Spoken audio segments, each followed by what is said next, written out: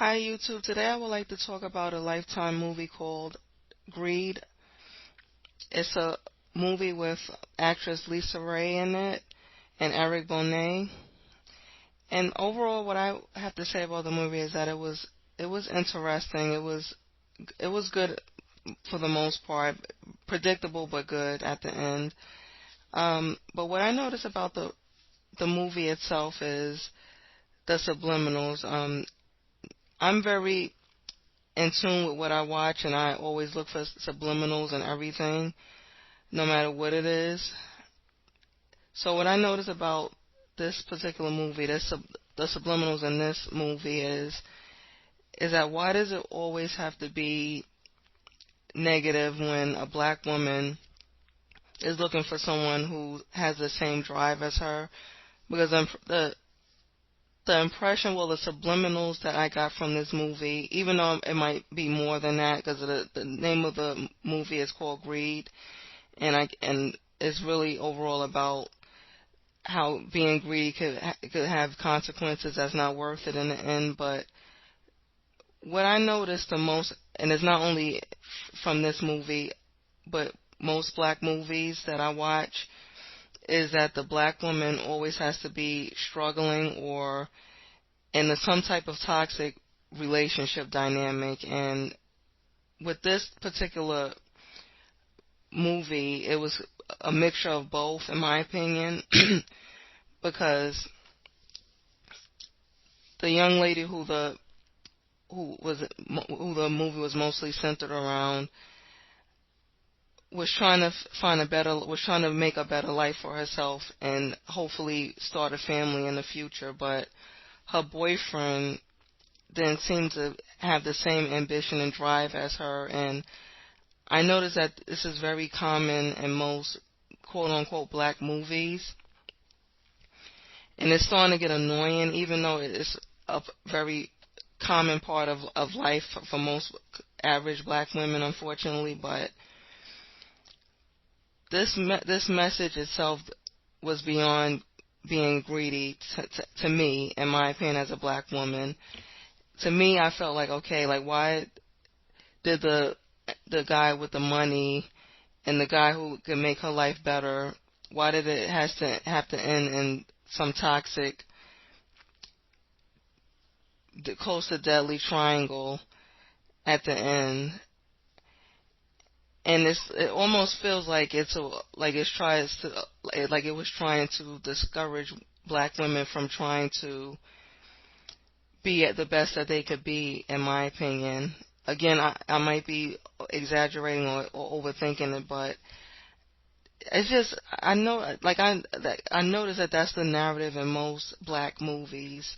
Like the black woman always has to come from a humble beginning, and she always has to be in a relationship with a man who doesn't fit the same level of ambition or drive that she has. So it's like she has to either settle down or slow down and meet his expectations or stay on his level in order for the relationship to work. Or if she's too ambitious or have too much drive, then it causes a tension in the relationship. And that's what happened in this movie, where like she was too ambitious for her boyfriend to the point where it was like causing a lot of problems in the relationship, because her boyfriend, he wasn't materialistic and he wasn't that much driven as she was, even though he was a very talented artist.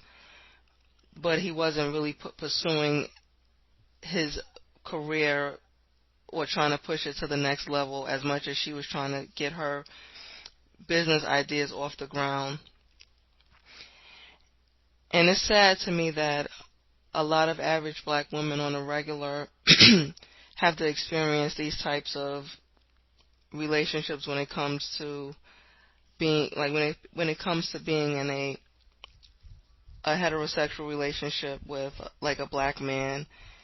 And it's sad to say this, but I think it's something that should change. I think it's something that we should stop enabling as black women, because it's not serving us, and as a result is giving people the wrong idea that it's okay to take us for granted, or it's okay to be slackers, because we're gonna make excuses for it anyway. And I think we need to work on that as black women. Even though I'm going off topic here, but it's just certain subliminals in this movie triggered me a lot, and I think it has a lot to do with the dynamics that are in most average black love relationships, and again, that needs to stop.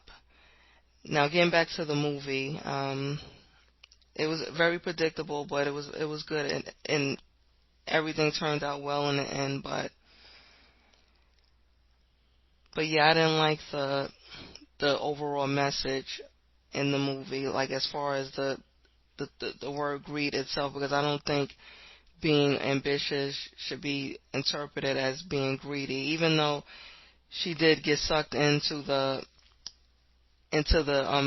vanity part, which I didn't like about it. But I believe that is nothing wrong with a woman being materialistic and being high quality, well, being high maintenance. I don't think there's anything wrong with that. But in this particular situation, I think she was sucked into the image of portraying a certain character that she wasn't.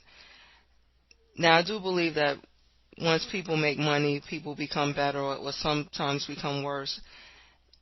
But overall, the purpose of making money is to be a better version of yourself, or even better than what you were, hopefully. And it's another thing that I notice about the black culture itself in America, is that if you have high standards, then you're automatically considered high maintenance, or even though that is true, you are high maintenance, but I don't think it should be demonized the way that it was in this movie. Like, I don't think there's nothing wrong with a black woman taking care of herself. I don't think there's anything wrong with a black woman being high maintenance, especially if she earned it.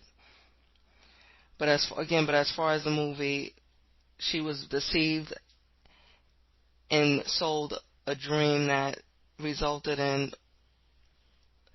in further problems that could have taken her life in the end. But thankfully, she survived it all. But yeah, it was a very predictable movie. Like I've said several times, it it could have been a little better, in my opinion. But again, I don't like the overall message. I think black women need to work on how we are perceived in the world, especially on the dating market, because I'm seeing too many of these types of movies where the black woman always has to struggle and be content, or be happy with what she has in a relationship that's mediocre, and is not helping our image as a collective, and we need to work on that. Thank you.